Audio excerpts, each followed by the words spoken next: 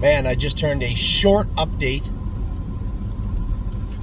into a 9-minute, it wasn't a rant, but it was rant-like, about the horses and breeding, and somehow I got down that path, and finally I just had to look at the video, and it said 9 minutes and 14 seconds. I said, what are you doing? I just hit stop. So, a lot going on this week. I just dropped the kids off at school. I don't know if we missed the bus or the buses aren't running today. I didn't see a bus anywhere this morning or on the property. I want to double check with Amy and make sure that the buses are running, or we'd have to pick the kids up at school also. It's a nice day here in Ontario. I'll give you a little quick look. Ontario looks like as we head to the farm. Little snow. We get dumped on a little bit, but you know what? It's January. And it's not cold today. -3. It's actually going to be a nice day to jog. A couple of our riders couldn't make it in today because one was plowing snow and the other one was storm-stayed somewhat. Lives a little further out in the country, tough to get out of his driveway.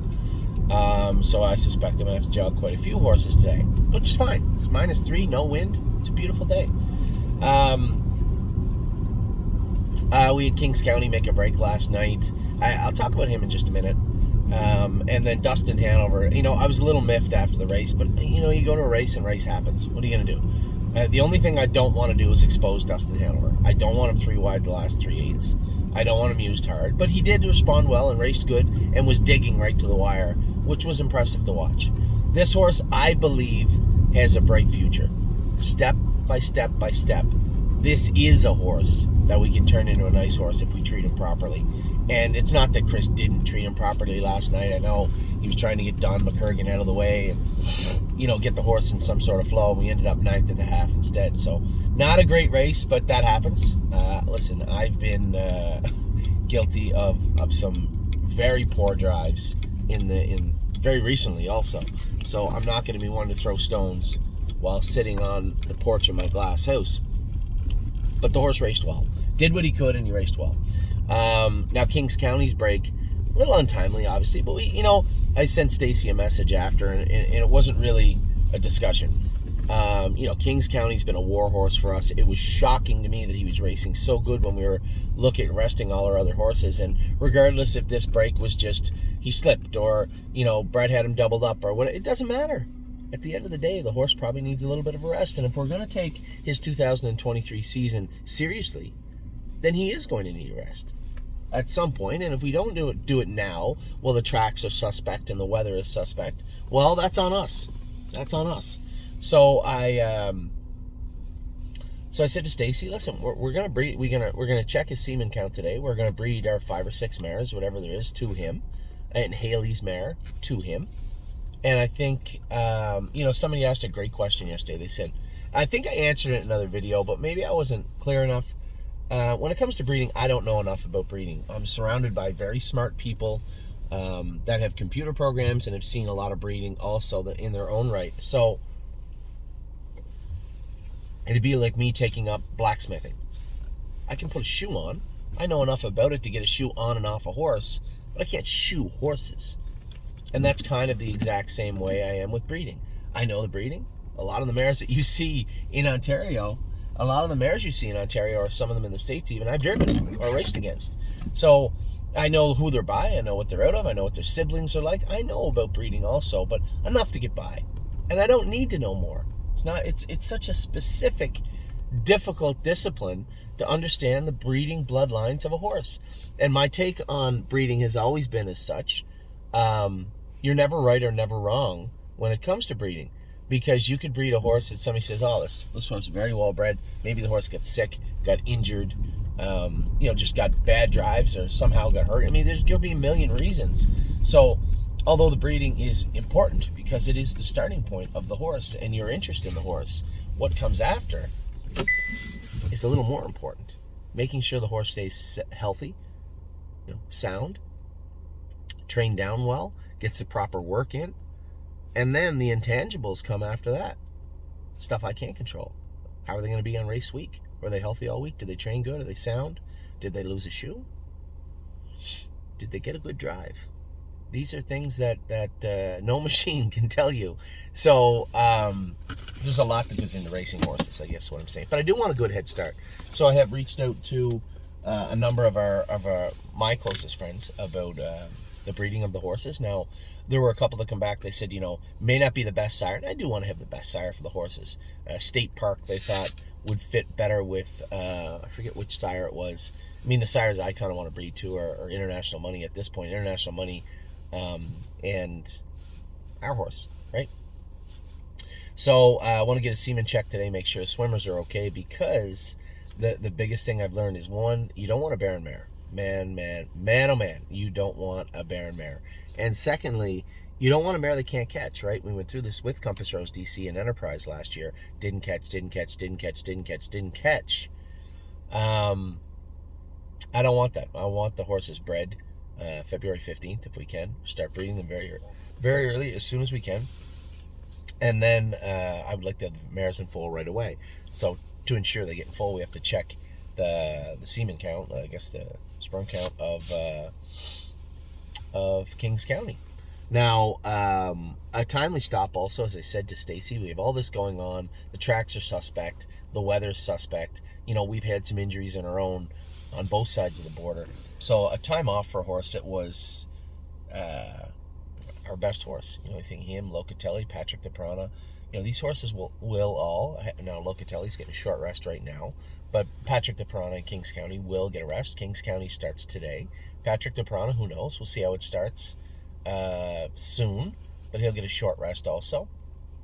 And I know how tough Ohio can be in the summer. I know Stacy will want to keep the horse there, but he'll likely go back to Plain Ridge, I would imagine, where we did our most damage and our most good throughout last summer, and hope that he's still the same Patrick DePrana, because as I said to our clients, my partners and friends with Yes last night, they can't stay great forever.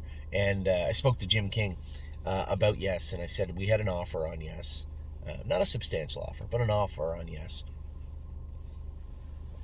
And I said I wanted to remove myself from the equation because I wanted to talk to Jimmy about the horse. It's hard for me, and it's probably hard for my partners, to price a horse like Yes, because he's done so much good for us. There's a horse that's accumulated 400,000 plus over the 4 years we've raced him, and just been such a dynamic, such a great horse for us. But they all slide a little bit. That's not to say there won't be a resurgence of him down the road, but they all slide a little bit in time, right?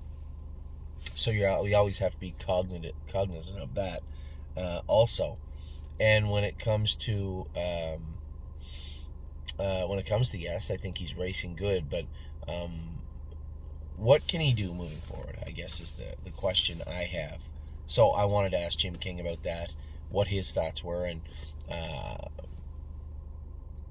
a lot of clarity from talking with him. I guess somewhere inside I had the same feelings, but didn't really know how to address them. And Jim said he's a nice horse, but he's going to hang out around the Dominoes at 6, 8, 12,000 for a while. He's probably going to do an open, what they say in Saratoga, an open 2, like backup class type horse, for quite a while, because he's handy and he's a nice horse to be around, but he does have his shortcomings and his issues. And he kind of priced him the same way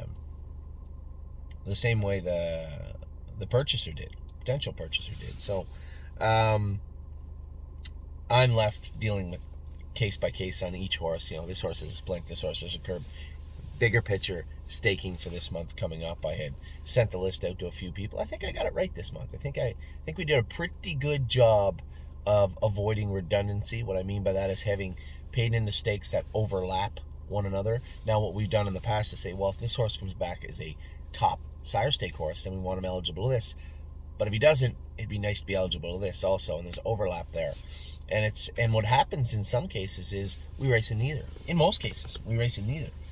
We've had paid horses into the Liberty Bell every year, but I think we've only raced in the Liberty Bell one time. It's just one of those stakes at the end of the year that doesn't go for a lot of money, and it goes really fast. And it's usually at Harris Philly. Really fast, hot as hell, and they don't race for that much money. And more times than not, you're left looking and saying, why didn't I just race like at Mohawk or at the Meadows in a non-winners or whatever? It's maybe 40% of the purse money with 0% of the torture, and a lot less depth in talent. Again, turned into a 10-minute video. Man. So today, what's on tap? Kings County's sperm count gets read today because we do have interest in breeding our mares to them. I was going to talk about the commercial value of Kings County and why we didn't pursue any sort of commercial breeding, because every major farm in Ohio has their own son of Muscle Hill that they're breeding. So that means their mares are getting bred to that horse. I have no interest in cheapening Kings County by breeding them to a bunch of Amish mares all over the state for next to nothing because we have a horse with a set of testicles. It's not going to happen. We're going to breed our mares to Kings County. What happens down the road a year or two, then we'll worry about that later on. But for now, I'm just going to breed our mares to Kings County. And Haley Moore has asked, Dr. Haley Moore, who will breed some of our horses, but will house our horses in Kentucky. A client, a friend of the stable, she's asked if she could breed her mare to him, and I said, yeah, absolutely. I'm sure nobody's going to complain. Everybody wants to see little Kings Counties running around. So that's the plan with Kings County today. We have Atlas Hanover racing again today. Now, I spoke to Jimmy also. He said he's out of that class now. Now he's got to race in open company.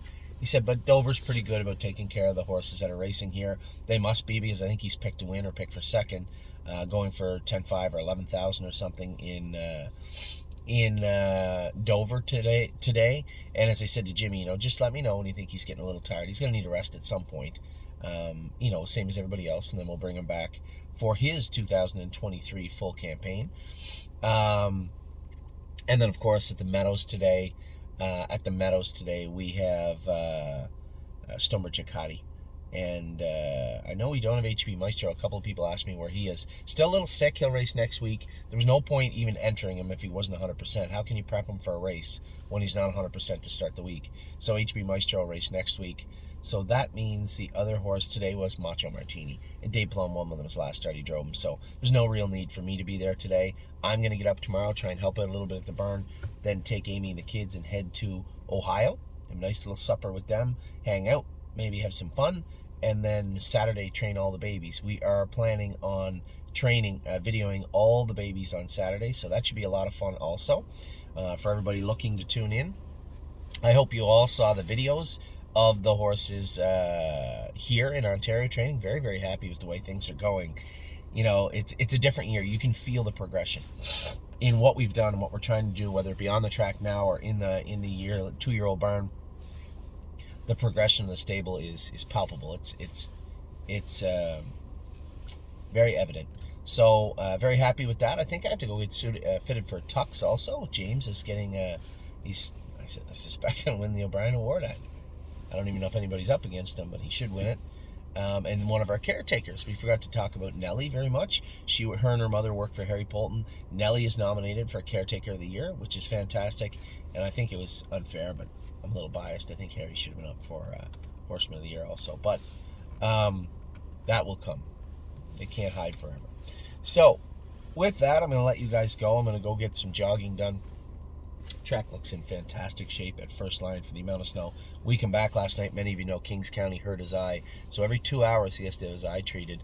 So Amy and I come back last night. Dominic did the 2 latest shifts. But Amy and I come back last night and the place was that much snow. So for them to have it this good, they must have been up early working on it. So with that, I'm going to let you guys go. I hope you're having a great day. We are having a good day already, and I suspect and hope it will continue tonight. So take care. We'll talk to you all very soon. Bye for now.